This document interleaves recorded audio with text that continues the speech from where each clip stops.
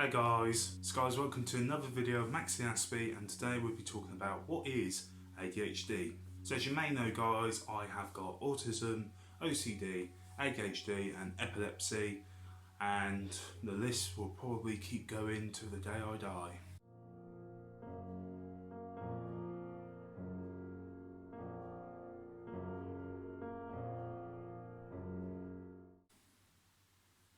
However guys, today I want to talk about what is ADHD.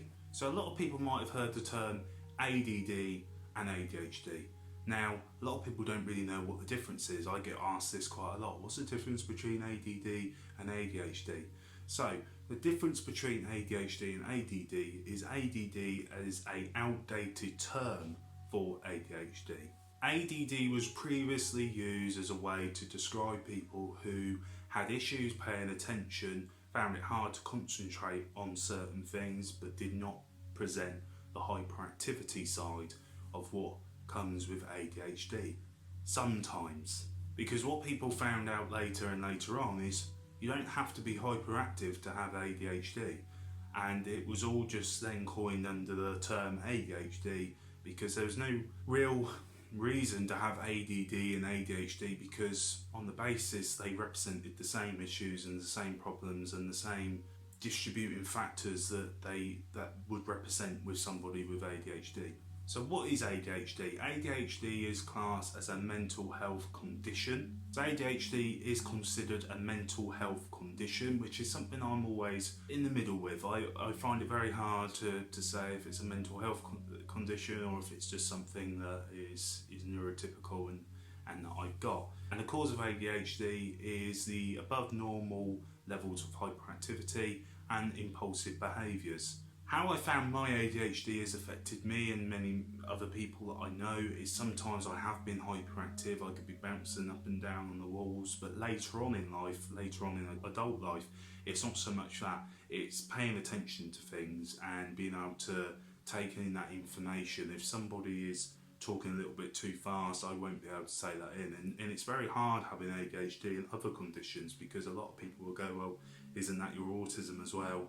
And your ADHD coming into the fold. But if you've got both, if you've got ADHD where you find it hard to pay attention, find it hard to concentrate, and then you've got the autism as well as saying you find it hard to absorb that information and take in and understand what people are saying, it can be very, very hard for somebody that have got both of those conditions. And unfortunately, a lot of the time you will be diagnosed every now and again with both, and it does happen statistically quite a lot. So also some of the symptoms of ADHD, you can be hyperactive, you can find it hard to concentrate, you can sometimes say things that you may not mean, it will just come out and you don't really mean how it has been said, but you're just sort of one step ahead and you just want to say something really quickly and you will say it. You will move on to something before you finish something, so you'll have issues completing tasks, so you'll be on your way to do this and then you'll start doing something else, and that often happens with myself later on in adult life. I'll be so concentrated on one task and I'll completely get sidetracked by another.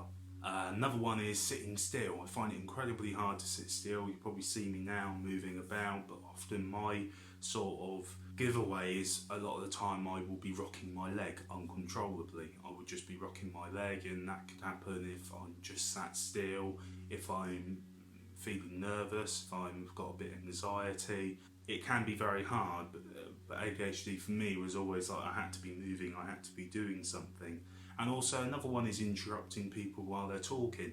Don't necessarily realise that we're doing it, but again that can happen quite a lot with autism as well. So a lot of the conditions overlay each other and they can come out in different forms. But I think the key thing to understand about ADHD, and a lot of people get wrong, is it's not all just about the hyperactivity side of things. People think if you've got ADHD you must be bouncing off the walls, you must be, just really hyperactive, and it doesn't have to be like that. A lot of people with ADHD just find it very hard to concentrate, they find it hard to socialise around people, they find it hard to sit still, they find it hard to just not be doing something, you know, and for me that's something I have always struggled with. It's I need to be doing something, I need to be moving, I need to be thinking of something or having something to do.